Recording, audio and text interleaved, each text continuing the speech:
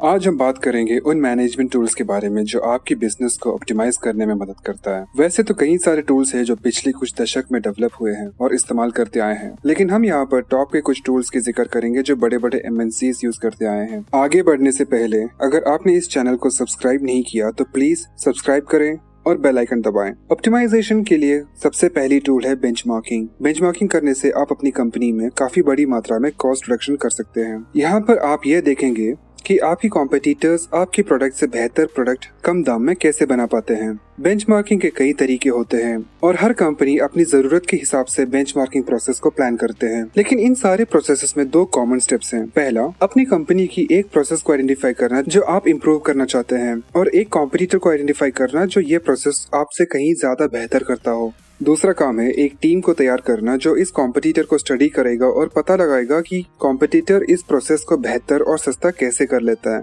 Xerox company जिसे एक order process करने के लिए $95 लगती थी, बेंचमार्किंग करने के बाद ये फिगर कम होकर $35 हो गई। इस वजह से उन्होंने कई बिलियन डॉलर बचाए। फोर्ड कंपनी जिन्हें अपनी अकाउंट पेएबल टीम में 500 लोगों की जरूरत होती थी, बेंचमार्किंग के बाद वही काम 200 लोगों से बड़े आराम से कर पाती थी। बेंचमार्किंग अपने आप में एक बड़ा टॉपिक है और इस वीडियो में ज्यादा एक्सप्लेन नहीं कर पाऊंगा। अगर आप चाहते हैं कि मैं इस पर एक डिटेल वीडियो बनाऊं तो कमेंट करके बताएं। अगला मैनेजमेंट ऑप्टिमाइजेशन टूल है टोटल क्वालिटी मैनेजमेंट या TQM। TQM किसी कंपनी के प्रोडक्ट या प्रोसेस की क्वालिटी बढ़ाने पे ध्यान देता है ताकि हर बार कंपनी कंसिस्टेंट क्वालिटी और रिजल्ट दे सके। TQM की फिलोसफी आपको ये सोचने में मजबूर करती है कि आप अपना प्रोसेस या प्रोडक्ट बेहतर, तेज या सस्ता कैसे बना सकते हैं। ध्यान दीजिए, ये तीनों एक साथ होना बहुत मुश्किल है। आपको अपना प्रोसेस या प्रोडक्ट सस्ता, तेज या फिर बेहतर बनाने पे ध्यान देना है। TQM कंपनी की प्रोडक्ट और प्रोसेस में एप्लीकेबल है। डिपार्टमेंट्स जैसे कि प्रोडक्शन, कस्टमर सर्विस,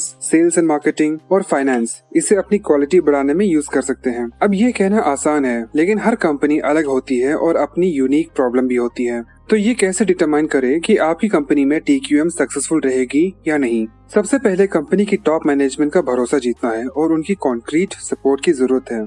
आपके TQM प्रोग्राम को ये साफ दिखाना है कि इसे इम्प्लीमेंट करने के बाद कस्टमर को क्या फायदा होगा और कंपनी को क्या वैल्यू मिलेगी। इस प्रोग्राम का एक स्ट्रेटेजिक गोल होना जरूरी है। आपको इस बात का जवाब देना है कि ऐसी प्रोग्राम इम्प्लीमेंट करने से आप क्या अचीव करना चाहते हैं। TQM प्रोग्राम का रिजल्ट जल्दी दिखना जरूरी है और इस प्रोग्राम से कंपनी को अच्छी फाइनेंशियल रिटर्न मिलना भी जरूरी है। अगर ऐसा नहीं हुआ तो टॉप मैनेजमेंट का इंटरेस्ट हट सकता है और आगे इस प्रोग्राम को कंटिन्यू करने में दिक्कत आएगी। हर कंपनी की चैलेंजेस अलग होते हैं, इसलिए हर TQM स्ट्रेटेजी भी अलग होगी। अपनी कंपनी के लिए किसी दूसरे कंपनी की स्ट्रेटेजी इंप्लीमेंट करना बेवकूफी होगी। हमारी अगली मैनेजमेंट टूल है री इंजीनियरिंग। 1990s में ये बहुत ही मशहूर टेक्निक था और कई सारे MNCs ने इसे अडॉप्ट करने की कोशिश भी की है। इस टेक्निक में आप ये सवाल पूछते हो कि अगर इस कंपनी को रीऑर्गेनाइज करना हो तो कैसे करेंगे, या दोबारा बनाना हो तो आप इसे कैसे डिजाइन करेंगे। री इंजीनियरिंग किसी फर्म के सारे प्रोसेसेस में जबरदस्त बदलाव करता है और स्पीड, क्वालिटी, सर्विस और प्रॉफिटेबिलिटी को बढ़ाने पे ध्यान देता है। री इंजीनियरिंग अडॉप्ट करने के दो वजह हो सकते हैं।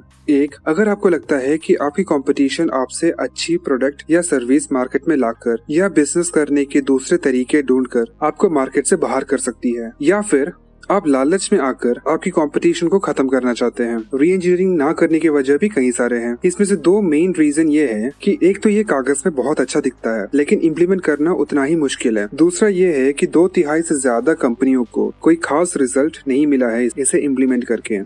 सोचो, इतना पैसा और वक्त डालने के बाद जरूरी रिजल्ट ना मिले तो कैसा होगा। हमारी अगली इंपॉर्टेंट टूल है द लर्निंग ऑर्गेनाइजेशन। ये एक ओपन कल्चर को बढ़ावा देती है जो इन्फॉर्मेशन शेयरिंग और प्रॉब्लम्स को शुरुआत में ही डिटेक्ट करने में मदद करती है। लर्निंग ऑर्गेनाइजेशन किसी फर्म को जल्दी से सीखने, अडेप्ट करने और बदलने के लिए तैयार करती है। इसे हम एक एग्जाम्पल से समझते हैं कि कैसे लर्निंग ऑर्गेनाइजेशन प्रिंसिपल्स यूज करके फोर्ड ने लिंकन कॉन्टिनेंटल की एक नई मॉडल लॉन्च किया था। सबसे पहले फोर्ड कंपनी एक कल्चर लाया जहाँ पे लोगों ने अपनी गलतियों को पहचानना सीखा और आगे अपनी गलतियों को छुपाने की वजह उसे सामने लाने लगे। ये अब तक फोर्ड में जो हो रहा था उसका एकदम उल्टा था, लेकिन इसी भरोसा और ओपननेस की वजह से कॉन्टिनेंटल प्रोजेक्ट में जो इंजीनियर्स काम कर रहे थे उनकी कोऑपरेशन काफी स्ट्रांग हो गई और साथ में प्रॉब्लम सोल्व करने लगे। ऐसे में प्रोजेक्ट मैनेजर के सामने एक नई प्रॉब्लम आई। जिन इंजीनियर ने कार की AC, हेडलाइट, पावर सीट्स और CD प्लेयर डिजाइन किए वो अलग अलग काम करते थे। इन सारी सिस्टम्स को एक साथ स्विच ऑन करेंगे तो कार की बैटरी बहुत जल्दी ड्रेन हो जा रही थी। अब अगर ये फोर्ब्स की पुरानी टीम होती तो सब एक दूसरे को ब्लेम करते हैं और अपनी गलती को मानने से इनकार कर देते हैं। ऐसे में प्रोजेक्ट मैनेजर को डिसीजन लेना होता कि कौन सी डिपार्टमेंट अपनी पावर यूसेज कम करेगा और जिस इंजीनियरिंग टीम को अपनी डिजाइन की गई सिस्टम की पावर यूसेज कम करना पड़ेगा वो डिमोटिवेटेड हो जाएंगे। ऐसे में काफी वक्त बर्बाद होगा और फाइनली एक डिमोटिवेटेड टीम मिलेगी। लेकिन जब मैनेजमेंट नए मॉडल में शिफ्ट हुआ तब ये सारी टीम एक साथ प्रॉब्लम सॉल्व करने लगे और ये डिसाइड किया कि कार की आइडल को बढ़ाया जाए ताकि बैटरी को ज्यादा चार्ज कर सके। इस सोल्यूशन का चैलेंज तो ये था कि अब कार की फ्यूल एफिशिएंसी बढ़ानी पड़ेगी, लेकिन इस अप्रोच का फायदा ये हुआ कि सारी टीम हाईली मोटिवेटेड है, हाथ में एक अच्छा प्रोडक्ट है और प्रॉब्लम जल्दी सॉल्व हो पा रही है। अगर आपको ये वीडियो अच्छी लगी तो प्लीज लाइक और शेयर करें। शुक्रिया।